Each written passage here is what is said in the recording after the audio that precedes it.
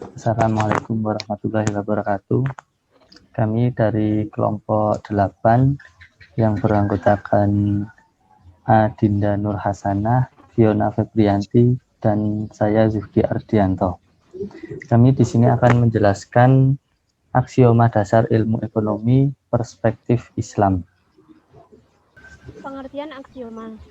Aksioma berasal dari Yunani atau aksioma yang memiliki arti dianggap berharga atau juga sesuai atau bisa juga yang dianggap terbukti dengan sendirinya. Kata tersebut berasal dari akioein yang memiliki arti ialah dianggap berharga. Dan setelah itu berasal dari akios yang artinya adalah berharga. Aksioma merupakan pendapat yang dijadikan pedoman dasar serta juga merupakan dalil pemula, sehingga kebenarannya itu tidak perlu untuk dibuktikan lagi.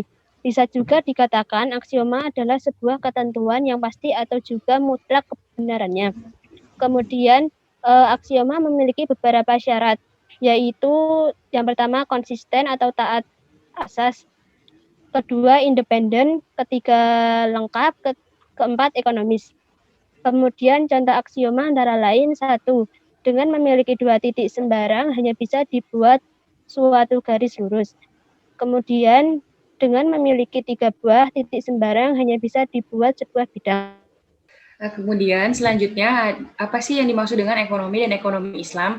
Nah, istilah ekonomi ini berasal dari bahasa Yunani kuno, yaitu oikos dan nomos, yang berarti rumah dan aturan atau dengan kata lain yaitu mengatur urusan rumah tangga.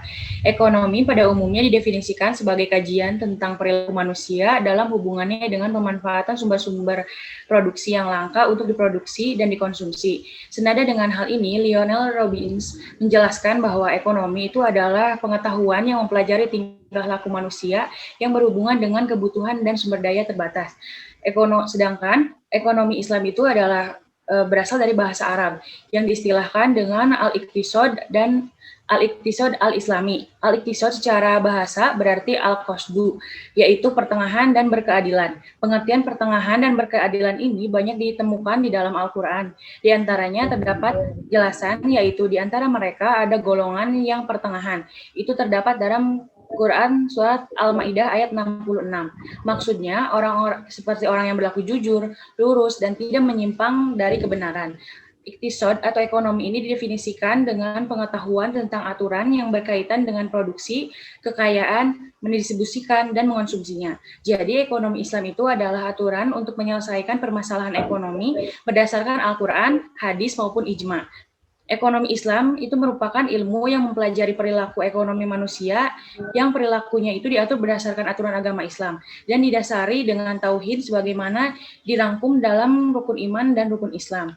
Kata Islam setelah ekonomi dalam ungkapan ekonomi Islam berfungsi sebagai identitas tanpa mempengaruhi makna atau definisi ekonomi itu sendiri.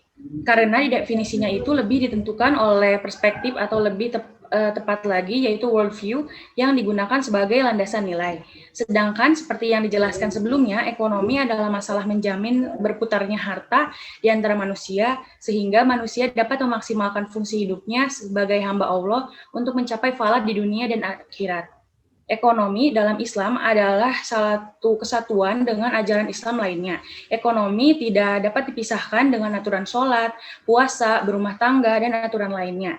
Jika ada umat Islam yang menganggap dirinya Muslim, maka ia tidak boleh menolak aturan Islam dengan aturan ekonomi Islam. Islam dan ekonomi adalah satu kesatuan yang tidak dipisah satu per satu bagian. Banyak yang berpikiran bahwa ekonomi berbeda dengan Islam. Islam hanya mengatur ibadah tetapi tidak mengatur ekonomi. Tentu saja hal itu keliru. Islam adalah agama rahmatan lil alamin yang artinya mengatur keseluruhan sektor manusia. Untuk itu segala aktivitas manusia mengarah pada landasan dan prinsip Islam. Jadi ekonomi dalam Islam diantaranya itu mengatur hal-hal seperti cara berhutang, menunaikan zakat, transaksi jual beli, membeli mata uang, melarang riba, cara menunaikan transaksi bertransaksi dengan akuntabel, dan masih banyak lagi. Untuk itu, ekonomi dalam Islam bersifat prinsip-prinsip dasar, sedangkan teknisnya tergantung kepada zaman yang berkembang dan teknologi yang digunakan. Selagi tidak melanggar prinsip dasar ekonomi, Islam tentu tidak menjadi masalah dan itu dibolehkan dalam Islam. Misalnya saja, menggunakan online untuk jual beli, selagi masih ada akad dan kejelasan barang atau jasa yang ditawarkan, serta jelas halal haramnya barang tersebut, maka ulama-ulama memperbolehkan. Terdapat perbedaan yang mendasar antara sistem ekonomi Islam dengan sistem ekonomi lainnya, khususnya dengan sistem ekonomi kapitalis. Perbedaan tersebut mencakup perbedaan pandangan tentang penetapan problematika ekonomi yang dihadapi manusia serta solusi untuk mengatasinya, kemudian konsep kepemilikan harta kekayaan, ada konsep tentang pengelolaan kepemilikan harta, dan konsep tentang distribusi kekayaan di tengah masyarakat. Jadi secara garis besar pembahasan ekonomi mencakup 3 hal, yaitu ekonomi sebagai usaha hidup dan pencarian manusia, atau biasa disebut dengan economical life. Kemudian ada ekonomi dalam merencana suatu pemerintahan, disebut political economy, dan ekonomi dalam teori dan pengetahuan, yaitu disebut economical science. Konsep dasar ekonomi Islam. Konsep dasar ekonomi Islam merujuk kepada ayat-ayat dan hadis-hadis yang menolak banyak kegiatan transaksi yang telah dipengaruhi oleh konsep kapitalis. Beberapa usaha kaum muslim yang telah berhasil membuat suatu konsep dasar keuangan Islam untuk mewujudkan suatu konsep keuangan alternatif yang berlandaskan syariat. Dan kini perkembangan keuangan Islam semakin pesat di berbagai belahan dunia timur dan barat, semakin diminati oleh banyak orang untuk dipelajari secara lebih mendalam. Jadi ekonomi Islam yang merujuk pada Al-Quran dan hadis membuat konsep ekonomi Islam ini banyak diminati oleh orang-orang karena dalam ekonomi Islam terdapat prinsip ekonomi yang saling menguntungkan bagi pelaku ekonomi. Karakteristik ekonomi Islam. Yang pertama, iktisad rabbani atau ekonomi ketuhanan. Ekonomi Islam merupakan ekonomi ilahiyah di mana titik awal atau sumber ekonomi Islam sendiri berasal dari Allah Subhanahu wa taala. Kemudian juga ditunjukkan untuk dia semata-mata dalam rangka menggapai ridhonya. Semua aktivitas ekonomi ketika dilakukan dengan berdasarkan nilai-nilai Islam dan diinjatkan ikhlas, maka akan bernilai sebuah ibadah. Tentunya sejalan dengan prinsip yang diciptakannya manusia di muka bumi, yakni sebagai hamba Allah untuk beribadah kepadanya. Yang kedua, ikhtisad akhlaki atau ekonomi akhlak. Akhlak merupakan nilai-nilai elok dalam diri seseorang berupa perilaku yang membedakan ekonomi Islam dengan ekonomi lain, yaitu dalam penyertaan akhlak dalam perekonomian. Layaknya sebuah ilmu pastilah tak bisa dilepaskan dengan unsur akhlak. Akhlak adalah urat nadi kehidupan. Yang ketiga, ikhtisad insani atau ekonomi kerakyatan. Manusia dalam sistem ekonomi Islam adalah sebuah tujuan sekaligus sebagai sasaran. Sejalan dengan tujuan penciptaan manusia sebagai khalifah, terdapat dalam Quran Surat Al-Baqarah ayat 30.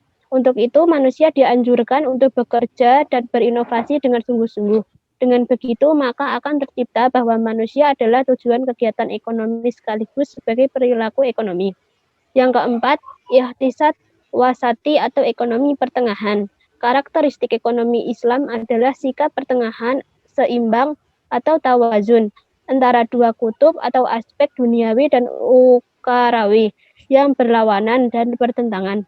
Bahwa artinya kita harus adil dan seimbang dalam berkehidupan, baik ibadah maupun muamalah. Dalam istilah Islam, bahwa individualisme dan sosialisme bertemu dalam bentuk pertemuan yang harmonis, di mana kebebasan individu seimbang dengan kebebasan masyarakat.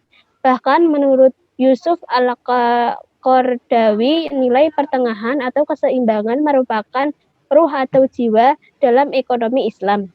Kemudian selanjutnya ada prinsip ekonomi Islam. Di dalam Islam, masalah ekonomi diatur dengan secara jelas. Ada beberapa hal teknis yang Islam tidak mengaturnya secara rigid dan manusia bisa mengembangkan ekonomi tersebut sesuai dengan perkembangan teknologi. Namun ada beberapa hal yang menjadi prinsip ekonomi Islam dan hal ini tidak bisa berubah.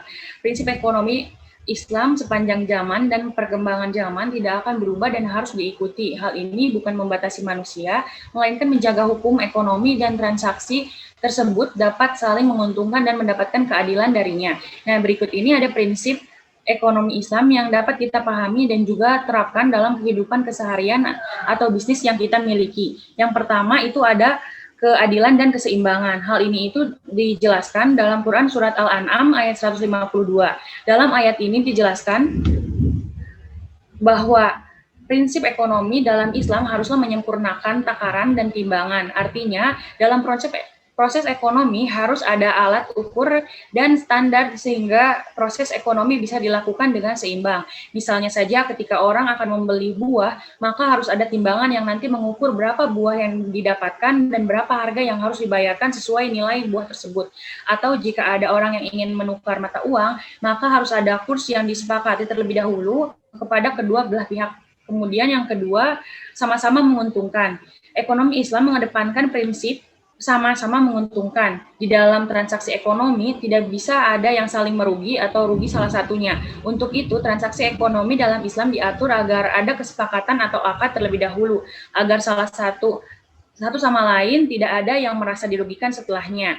Jangan sampai ada transaksi yang baru disadari merugikan setelah melihat barangnya, setelah digunakan atau merasa dizolimi setelahnya. Itulah pentingnya akad jual beli, memilih barang, dan menyepakati harga terlebih dahulu. Untuk itu, Islam mengaturnya agar manusia bertransaksi sama-sama menguntungkan. Kemudian yang ketiga, tidak mencekik fakir miskin atau orang-orang yang tidak mampu. Prinsip ekonomi selanjutnya adalah jangan sampai transaksi ekonomi kita mencekik fakir miskin atau orang yang tidak mampu. Hendaknya orang-orang yang memiliki harta dan ekonomi berlebih tidak sampai menjadikan fakir miskin dan orang yang tidak mampu semakin sulit dan tidak bisa membiayai hidupnya. Hal ini sebagaimana disampaikan dalam surat Al-An'am yang telah dijelaskan sebelumnya, seringkali ada orang-orang yang bertransaksi ekonomi lalu mencekik fakir miskin dengan hutang yang mengandung riba. Tentu saja orang-orang miskin tersebut sangat kesulitan untuk membayar kebutuhan hidupnya, apalagi harus membayar bunga dari hutangnya yang sangat mencekik hidupnya. Bagaimanapun, Islam mengatur hubungan ekonomi orang yang mampu dengan tidak. Untuk itu, zakat, infak, sodako adalah salah satu cara untuk menyeimbangkan ekonomi Islam agar seimbang di antara keduanya.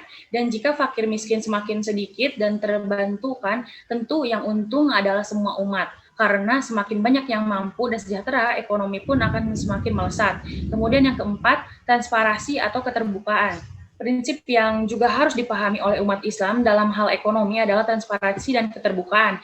Ketika melakukan jual beli misalnya, maka hendaklah terbuka mengenai kondisi barang atau hal yang diperjualbelikan.